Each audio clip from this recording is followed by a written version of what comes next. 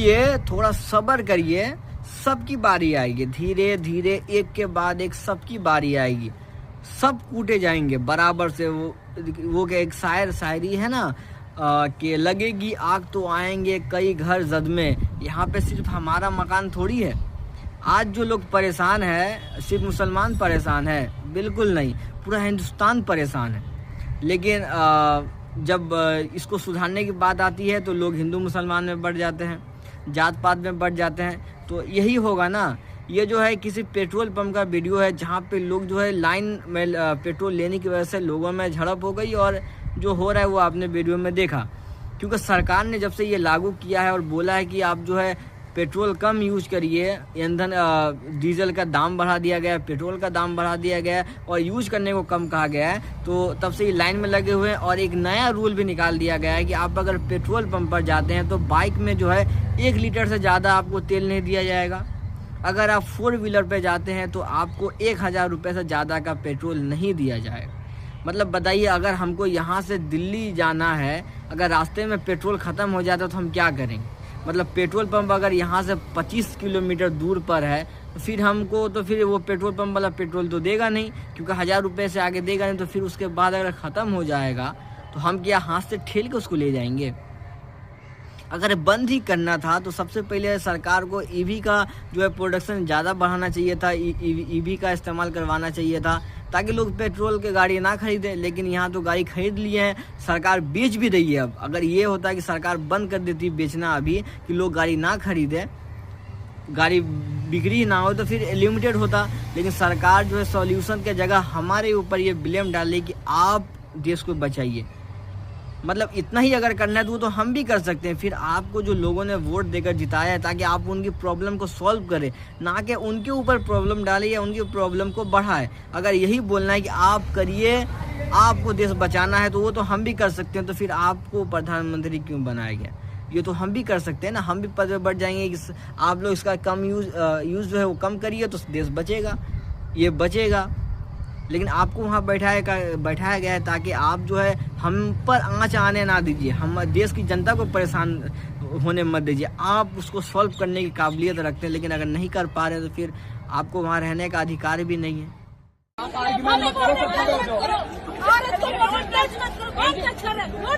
तब क्या होगा तुम्हें? नीचे उतर, आंदोलन में शामिल हो।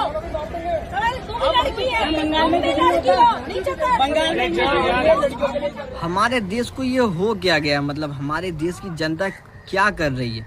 मतलब ये बताइए कि किसी भी व्यक्ति को जोर जबरदस्ती आप कैसे आंदोलन करवा सकते हैं? मतलब ये देखिए, कुछ लोग जो है लैंड जिहाद को लेकर आंदोलन कर रहे थे और वहाँ एक लड़की आती है स्कूटी से, उसको ज़बरदस्ती बोला जाता है कि आप आंदोलन में आइए, आपको आना पड़ेगा। क्यों? क्योंकि आप भी तो लड़की है।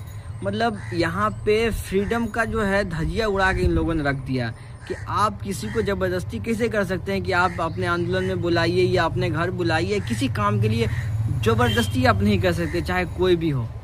लेकिन यहाँ पे देखिए किस तरीके से महिला को स्कूटी रोक कर सामने से घेर कर चिल्ला कर उसको साइड में करवा कर उससे जो है रैली में शामिल होने को बोल रहे हैं, और होने को नहीं, उनसे ज़बरदस्ती करवाया जा रहा है।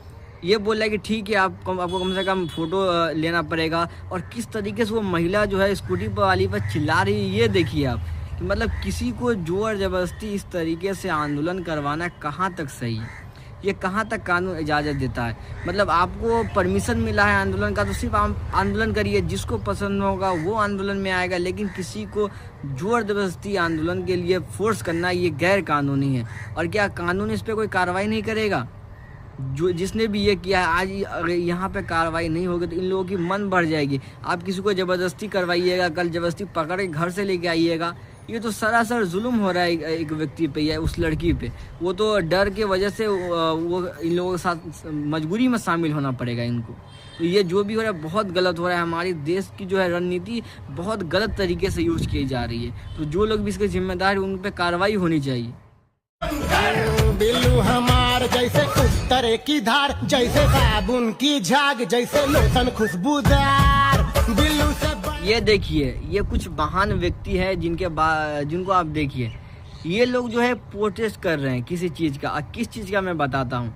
ये लोग जोमेटो का प्रोटेस्ट करने गए थे, जोमेटो के खिलाफ इन लोगों को रैलियाँ निकाल रहे थे, इसलिए क्योंकि जोमेटो जो है घर घर नॉनवेज पहुंचाता है, इसलिए ये लोग जो है जोमेटो का विरोध करने के लिए यहाँ पे खड़े हुए थे। लेकिन इनको ये नहीं मालूम कि जोमेटो और रैपिडो जो है वो अलग अलग कंपनियां हैं, दोनों का काम अलग है। तो ये लोग जोमेटो का पोस्टर ना लेके ये लोग रैपिडो का जो है विरोध करने उतर गए। मतलब इनको मालूम भी नहीं है कि रैपिडो सप्लाई करता है या जोमेटो सप्लाई करता है। तो ये विरोध, तो मैं इनसे बस इन लोगों से रिक्वेस्ट करना चाहूँगा कि आप अगर किसी चीज़ का विरोध कर रहे हैं तो उसके बारे में पहले जान लीजिए, किसका विरोध कर रहे हैं, किस लिए कर रहे हैं, इसका भी जानना बहुत ज़रूरी है। तो इन लोगों को देखिए कि इनको ये नहीं मालूम कि हम विरोध किसका कर रहे हैं। ये जोमेटो का विरोध करने के बजाय ये रैपिडो का विरोध कर रहे हैं। रैपिडो वाले भी सोच रहे थे कि यार हमको क्यों तोड़ा, हमारी तो इसमें कोई गलती नहीं है, आप जोमेटो को तोड़िए। और जोमेटो वाले बोल रहे थे कि मज़ा आ गया, हमारे चक्कर में कोई और पिसा गया। तो जो भी विरोध करने जा रहे हैं ठीक है, वो आपका अधिकार है, विरोध करिए, लेकिन किसके लिए कर रहे हैं, क्यों कर रहे हैं, किसके खिलाफ कर रहे हैं, इसका भी ज्ञान होना या जानकारी होना बहुत ज़रूरी है। तो खाली पीली जो है रैपिडो वाले की बदनामी हो गई यहाँ पे। गौवंश का उम्र 14 से अधिक है तो 14 साल से कम उम्र का कटेगा नहीं, 14 से ज्यादा उम्र का कोई सर्टिफिकेट इशू बंगाल में होगा नहीं, होता है। तो निश्चिंत रहिए, सनातन हिंदू धर्म की जय हो, गौ माता की जय हो, गौ हत्या बंद हो गया। इनकी बातों को सुनिए, ये बता रहे हैं कि जिस तरीके से हमारी सरकार ने या बंगाल के जो नए चीफ मिनिस्टर बने हैं सुवेंदु अधिकारी जी ने जो कानून बनाया है कि 14 साल से जो नीचे की गाय है उसका ना तो आप खरीद बिक्री कर सकते हैं, ना ही उसका जो है कत्ल कर सकते हैं या नहीं उसको काट सकते हैं। तो ये महाशय बोल रहे हैं कि इसको पूरा बंद कर दिया गया, क्योंकि बिल्कुल सही बात है। क्योंकि एक जो है गाय की एज जो होती है वो 15 से 20 साल की होती है अगर वो पूरे फिट तौर पे है तो। और बिल्कुल सही बात है, हम मुसलमान भी इस चीज़ का सपोर्ट करते हैं, क्योंकि जिस तरीके से गाय के नाम पे मुसलमानों की मॉब लिंचिंग की जाती है, मुसलमानों को मारा पीटा जाता है, कम से कम ये तो बंद हो जाएगी। सरकार के पास एक तो जो पॉइंट है कि मुसलमान जो है गाय का गोश्त खाते हैं, काटते हैं, तो इस सब चीज़ों से तो मुसलमान बच जाएगा। और इन्होंने एक और बात कही कि और भी आगे बहुत कुछ होने वाला है, जैसे कि लाउड स्पीकर को लेकर इन्होंने कहा कि लाउड स्पीकर जो है किसी भी धार्मिक जगह पे नहीं बजेगी, या कोई भी जो रैली निकलती है या कोई भी पूजा पाठ या मस्जिद में जो भी यूज़ होता है। तो इनका जो ये जो बोल रहे हैं फिलहाल ये बिल्कुल सही बोले कि किसी भी यानी हर व्यक्ति के लिए, हर धर्म के लोग के लिए एक कानून, अगर ये कानून है तो हम इस चीज़ का समर्थन करते हैं कि अगर एक कानून बनता है कि सबके लिए बराबर, वो चाहे हिंदू हो चाहे मुसलमान हो, हर धर्म के लोगों के लिए अगर बराबर रूल बनता है तो कोई इसका विरोध नहीं करेगा। लेकिन अगर आप किसी एक धर्म के व्यक्ति को टारगेट करके अगर उस पर ये लागू करने की कोशिश करिएगा तब लोग जो है विरोध करेंगे। अगर आप सबके लिए बराबर संविधान या रूल बनाते हैं तो कोई आप इस चीज़ पे विरोध नहीं करेगा। लेकिन कुछ लोग हैं जो टारगेट करते हैं मुसलमान को, मुसलमान के धार्मिक जगहों को, मुसलमान को, खासकर जिस तरीके से आपने गाय के बारे में देखा कि कुर्बानी को लेकर किस तरीके से एक नया गाइडलाइन ला दिया गया है कि 14 साल से कम उम्र की गायों का जो आप खरीद या काट नहीं सकते, फिर उसके बाद लाइसेंस लेना पड़ेगा, डॉक्टर का सर्टिफिकेट, बहुत ऐसी इतना मतलब झोल दे दिया गया है कि लोग जो है चाह कर भी गाय खरीद नहीं पाएंगे, ना ही उसको काट पाएंगे। तो ये सरकार की एक रणनीति है या गाइडलाइन गई है। तो हम मानते हैं चलिए बिल्कुल सही बात है, अगर सरकार इस चीज़ को बंद करना चाहती है तो बंद कर दे, हम बिल्कुल सपोर्ट है, क्योंकि इसके वजह से जो हंगामे होते हैं वो तो कम से कम बंद होंगे।